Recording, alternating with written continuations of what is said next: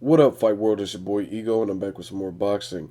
Now, I want to do another episode of What's Next, featuring none other than Yuriorkis Gamboa. Now, let me just throw this disclaimer out there. I've done previous videos. I state my opinion. I don't sugarcoat it. I'm definitely objective, even for the fighters that I like, or if I like their style or like them as boxers or whatever. Um, I like Gamboa. I think he's entertaining. I just don't think he's the next coming of Jesus like some people do. For that reason, I got to throw out this disclaimer. I've done previous videos um, stating certain attributes and certain tendencies that Gamboa has, and Gamboa has some radical fan base who, I don't know, it's like they kind of want to relive the past or relive his prior accomplishments. But you have to look at boxing, and boxing is really one of those sports, what have you done for me lately type of sports. And to me, Yuriorkis Gamboa, he is not living up to the hype. He is not, I mean, this dude was being compared to Mike Tyson. Like, I don't know if you know how big of a compliment that is to a boxer, but I mean, that's Mike Tyson. Mike Tyson is a living legend. He's doing Broadway and different stuff now, but he was the most feared boxer in the 80s. I mean, Mike Tyson he's iconic. He had his own Nintendo game. This is a living legend we're talking about.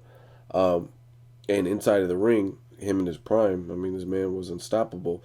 So to be called Baby Tyson and get monikers like that, um, to have him placed on some list saying like this is the next superstar, this is the guy.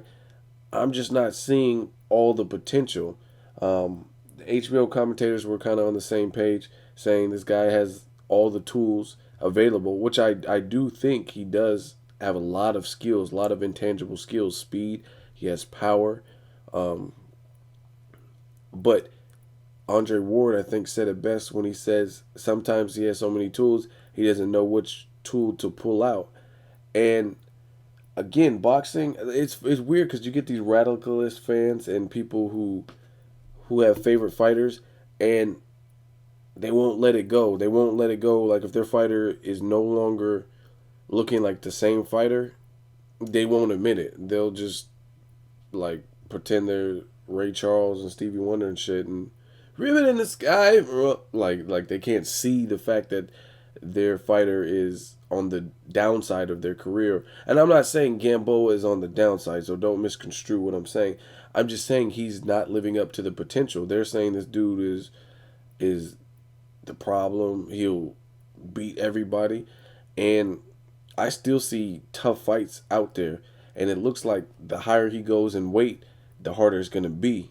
And when he gets with them, some of those elite people, people like Adrian Broner, I've said it in the past, and I still feel this way. There are some times where I'll make statements, and a fighter will prove me wrong. But then there's often times where my initial inklings about that fighter happen to be right. And I still feel the same way. I said this maybe 2012, maybe early 2013, but I still think Adrian Broner beats Yuriorkis Gamboa. I want to see the fight. I would love it if they fought, but I think he beats him. I mean, Gamboa, he's 5 foot 5.5 inches. He comes in reckless, and if you look at his fight yesterday, Darlis Perez versus Gamboa, he's looked not so spectacular against guys like Darlis Perez, an undefeated fighter from Colombia. He looked like a tough kid, but he wasn't really tested. He wasn't really a fighter who has really went through the ranks and earned his stripes and got solid names on his resume. Darlis Perez is virtually unknown in the boxing world. He's definitely not a household name. And even look before that, Yuriorkis Gamboa versus Michael Farinas, another cult favorite. Like a lot of he's a Filipino fighter. He was supposed to be the next budding superstar, the Pacquiao Junior, whatever you want to call him. But still, another fighter who really hadn't been battle tested. He hadn't really stepped in with the top elite names.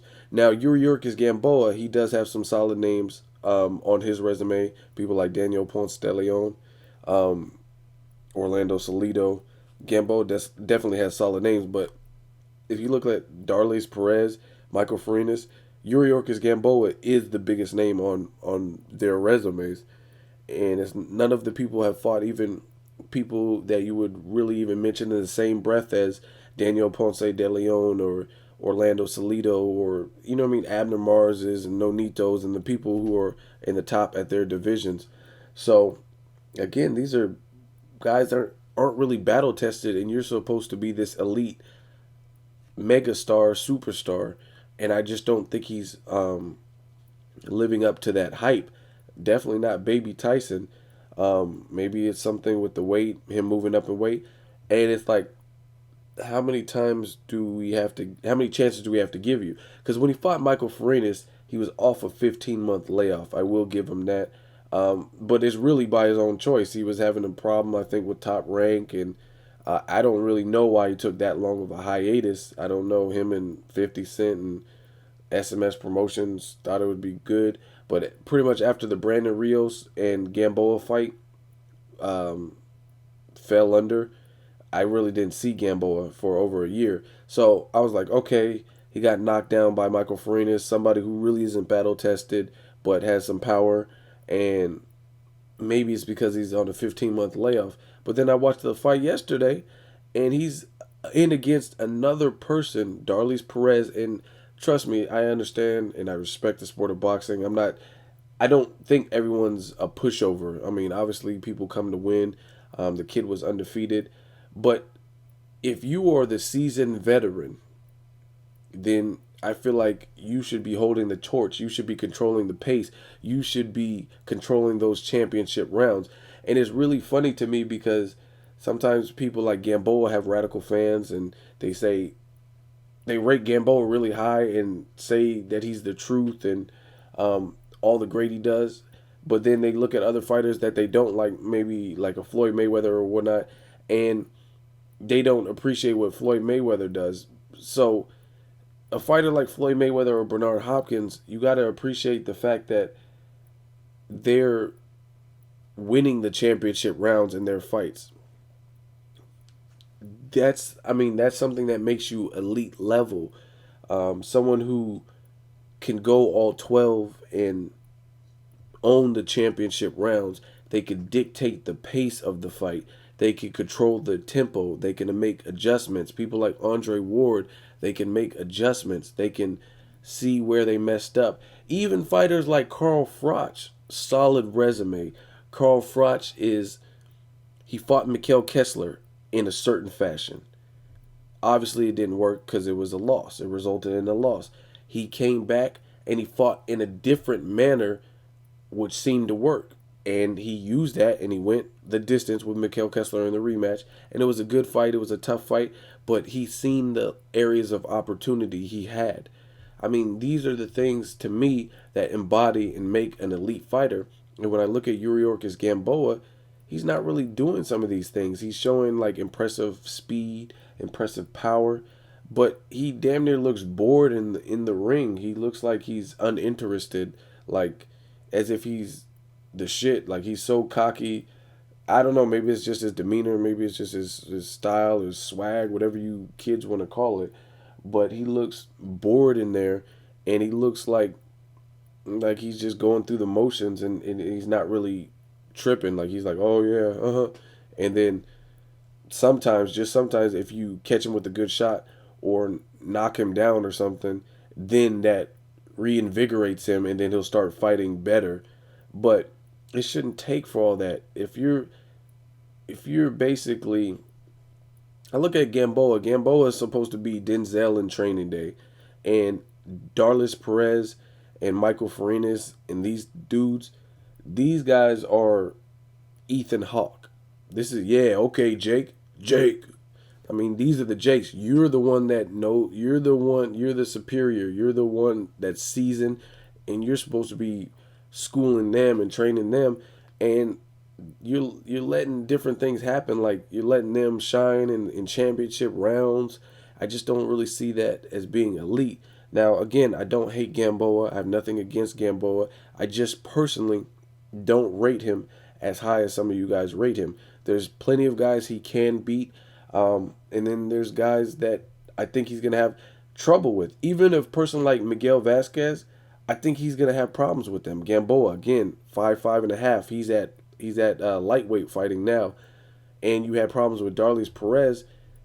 Miguel Vasquez is almost 6 feet tall, and he's rangy and he's slippery. He's slick. If he beats him convincingly, then I'll be like, okay, that puts him back higher. But I really don't see him beating some of the top guys easily or making it look like easy work. I don't see him beating Adrian Broner. I just don't. Adrian Broner's like 5'8". He has speed, he has power, and I think he's more accurate. And in the way Gamboa just has his hands low, he comes out like you're 5'5.5". You got your chin all raised up. I think he'll get touched. I think he'll get hit and clocked with his head held up that high, and he comes in awkward. And again, in the bigger weight classes, I don't think he's gonna look as good.